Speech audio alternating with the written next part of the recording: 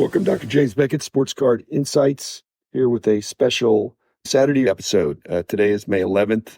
Yesterday, if you already listened to the podcast, was my birthday, and I actually got a couple of boxes of basketball cards from my friends at Panini, some of whom know when my birthday is because they used to work for our company. So thank you very much. It was a box of Recon and a box of Select. As I compare and contrast these boxes, I'm going to do it in two parts. I don't buy that many boxes. I buy a few, but mainly I'm working the dollar boxes, and I do see these brands in there. They're nice looking cards, so that's not a question. The question that you would have is that you walk into a card store or a show, and you browse the internet and you figure out, I want to buy some basketball cards. I want to buy a box. What would I buy? The price of the Recon is about 1/3, in the low 200s, perhaps $2 to $250 in that range, whereas Select was about $675 a box.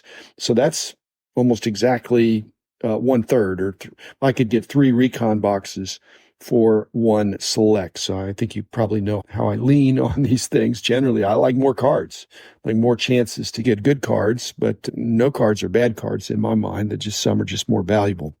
I'm going to do this in two parts. The first part is the pre-opening part. But first, thanks sponsors. Thanks especially Panini, but also Upper Deck and Topps. They've been good as well in the past of sending me things occasionally. So I appreciate that. Mike Stadium Sports Cards, Burbank Sports Cards, ComC.com, Beckett Media, Beckett Grading, Beckett Authentication, and Heritage Auctions and Huggins & Scott Auctions. In fact, I'll see Mike Fruitman at the card show next weekend. Look forward to connecting with him and any other sponsors there. I see the Heritage guys there too. Thanks, sponsors. Okay, first of all, with the Select box, I'm sitting here looking at the box, and I'm thinking it's got the Panini wrap on it, which is not a bad thing, but it does make it hard to read some of the print on the box. The Thompson twins are on the box, ages 9+, which again means kids can put it in their mouth. So no purchase necessary. Also means you can send in on the internet or in the mail, and they'll send you a card. But it's a little bit of a headache, and you probably won't get anything great, but you might. That's part of the legalese.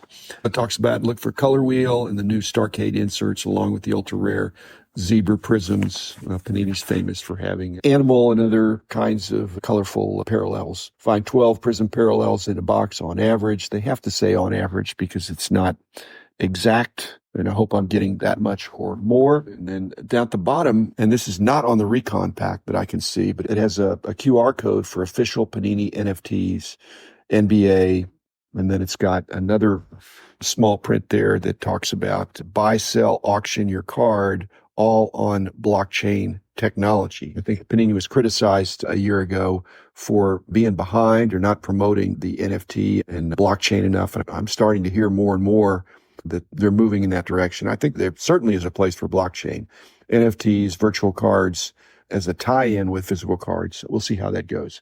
At any rate, the Select box, I noticed that if it is $675 a box, then if you had 12 boxes in a case, that would mean a case is $8,100 if you do the exact math. I think David Adams had a case for $8,000, so not much off. I'm sure they're selling lots of boxes and hopefully lots of cases. They also have a random team break where out of the 30 teams, you could pay $290 to get a team. I might not get the Mavericks. If I would get the Mavericks, I'd do that in a heartbeat.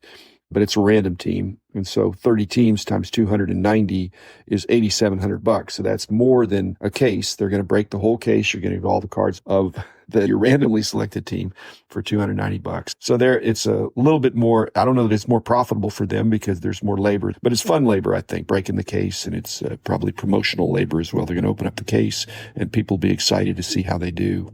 This is not a first off the line box. The first off the line box is, I note that the Select release date is yesterday because I'm doing this on Saturday, May 11th, my birthday yesterday.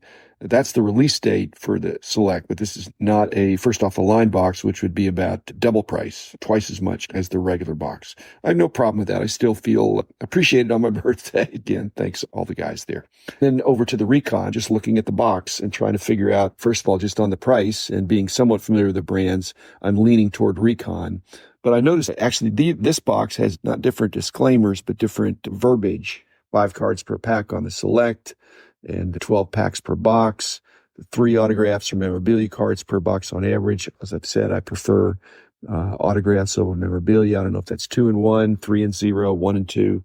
Recon, Chet Holmgren on the front. We're right in the middle of the Oklahoma City and Dallas Mavericks playoff series. We'll see what happens there. But it's fine, 2 autographs and 20 inserts or parallels per box per average on the Recon. Age 9 plus, 6 cards per pack, 10 packs per box. Pretty similar. You're going to get 60 cards in each box. And I like less packs. So look for the draft night acetate signatures. Any signature I'm going to be looking for.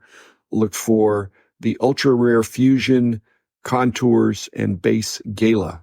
Okay, I'll hope to find out what that is when I go through. Let's see. Yeah. So they're explicit. So I'm going to get 2 autographs and 20 inserts or parallels, whereas with the Select, I was going to get 3 autographs or memorabilia cards. So already I'm thinking if I buy 3 boxes of Recon, I'm going to get 6 autographs. I'm liking that. Okay, on the back, they have some disclaimers there that are interesting. And basically, this language will all change over the next couple of years as Topps and Fanatics will control the licensing. But basketball for Panini, they are the sole full, so they have prominent language on the back in all caps, but small print all caps, that the NBA individual and team identifications are copyrighted, can't be used without permission of NBA properties. Similar language for the NBA, National Basketball Players Association, that they retain the rights. And if you were to infringe on Panini, you would have Panini with recourse against you, as well as the NBA Players Association, which I wouldn't want to. They own the rights, and they will protect those rights. Randomly inserted cards, not guaranteed of anything. We know if you've been in the hobby, you open a pack, you're not really guaranteed what players you're going to get, but you ought to get what they say. They're not making any warranties or guarantees about the future values. Again, that's something that my old company did. Card companies can't really warrant or guarantee anything in the secondary market. That just has a life of its own frequently, although with buybacks and different things they're doing. Okay, and then they also have a disclaimer that we're not saying what it's going to grade at, that there are imperfections sometimes in the production process. So we're not saying these are going to be all 10s. This product may contain redemptions that expire 18 months after product release and or reward points with no expiration that can be redeemed immediately on a rewards website. I think that language is going to be changed. I've editorialized about that a little bit. I like that Topps has extended the redemptions to 10 years. I think Panini will feel some pressure to do that, to extend that. And as far as the rewards points with no expiration, there probably needs to be some expiration on that as well, whether it's 10 years. 10 years sounds reasonable. And to redeem immediately after you send them in and select what you want. I'd rather get in the hierarchy of what I don't like reward points, and I'd rather get an autograph card or a good card, but I'd rather get reward points than a base card. So at any rate, I'll be back in a few minutes. Let's see. I think Select's a stronger brand, but it may even be that there's higher production for Select over Recon. And in the long term, sometimes that can change, that the perception that Recon is not as good a brand as Select, that could change based on perceptions in the future. We will see. Again, thanks, Panini, and I'll be back in a minute with some results. Okay, continuing with the battle between Select and Recon, I've now opened the boxes, the packs, and noticed that the Recon, as I knew, the cardstock a lot thicker, and I think thicker is better. When I opened up all the packs, the Select packs were thinner, in spite of that there were 12 of them, but they were just thinner, but they were really nice-looking cards. But my stack of Recon is about 50% taller than my stack of Select. And if I consider that the fair battle is 3 boxes of Recon to 1 of Select, I'd have a big, tall stack of Recon. Now, out of the Recon, I did get a couple of decoys, but I did get my 60 cards. I did get my 2 autographs, whereas in the Select, I got 2 memorabilia and 1 autograph, which I'd prefer the other way around, but still great cards, not complaining. I got a Jalen Suggs autograph, and I like him. I liked him in college, and I like him now as a really good two-way player. I like the die cut cards in the Select because I think it's just when you got something good, there's a special treatment. And when you see the die cutting, you think they went to extra lengths to make that a special card. Now the Select, got 60 cards out of both boxes. 18 of the Select cards were, so that's with 12 packs, that's 1.5 per pack of what I would call better cards. Without regard to the player, these were better cards. However, in the Select box, I did get better players. I got a Luka Silver Prism, not a real big deal when it's his 5th year or whatever it is. I got more rookie cards. So it just had a different feel. But when I'm looking at the Jaime Jaquez rookie there, it's really so late in the year. And one of the reasons we came up with this, again, Sports Card Insight, and doing the magazines and trying to make sense of the pricing.